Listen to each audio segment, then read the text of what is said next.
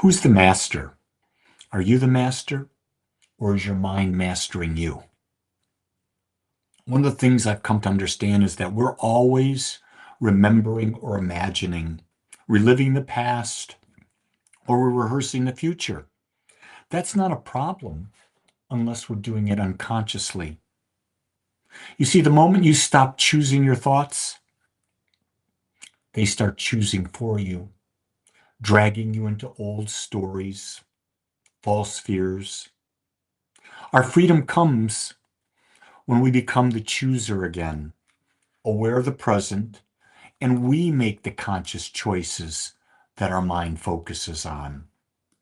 You know, how we focus on the past is not a problem. There's memories that can come from the past that can serve us as we move forward. Building a future, if we're consciously choosing the future, that's a powerful vessel. But most of the time, we're not choosing.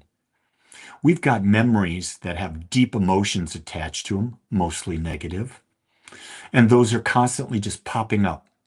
And what do? They start being forecast into the future, that you're going to have a negative future, that you have to have fear, that you're not enough. And when you're not choosing, oh man, your mind runs rampant with you. You ever notice that? Just sit for a while and just watch your mind. Just be aware of what your mind is thinking. It's not thinking good things. You're not feeling okay in there. You do not have a sense of balance or a sense of well being because you've let your mind take over. When you start to take control of where you focus your thoughts, when you start building habits of thinking, man, you get your power back. I would invite you to consider building habits of thinking about yourself. Start off with I'm worthy. Think about yourself. I'm intelligent. I can do anything I put my mind to. I am abundant. See, when you start consciously choosing those thoughts over and over and over again, it starts to become your predominant mental atmosphere. And when it becomes your predominant mental atmosphere, then when you're looking at the future, you're thinking about the future in alignment with the thoughts that you've implanted. It doesn't matter what's happened in the past. When you start implanting those thoughts, you're doing it in the now. You're actually rewriting a software program that eliminates the old. That's one of the powerful things about affirmations, is that it creates a positive, not a positive, a directed way of thinking. I don't want to say word positive because what may be positive for me is not positive for you. I think what's most important is that the thoughts we have are life expansive. They're not limiting. You see, I think we bought into this idea that life is limited. In our minds, we have no limitations. The only limitations we have in our mind is that we refuse to change the way we think. And that's just something I've discovered over the years of practice and practice and practice. And so I'm not going to let anyone tell me how to think, and neither should you. Don't let me tell you how to think for sure. That's not my purpose. My purpose is to get you to question. My purpose is to bring you ideas, things that you might try and see how they work for you. You see, a true teacher doesn't tell you what to think. They teach you how to think for yourself because they understand that you're unique and no one knows what's right for you but you.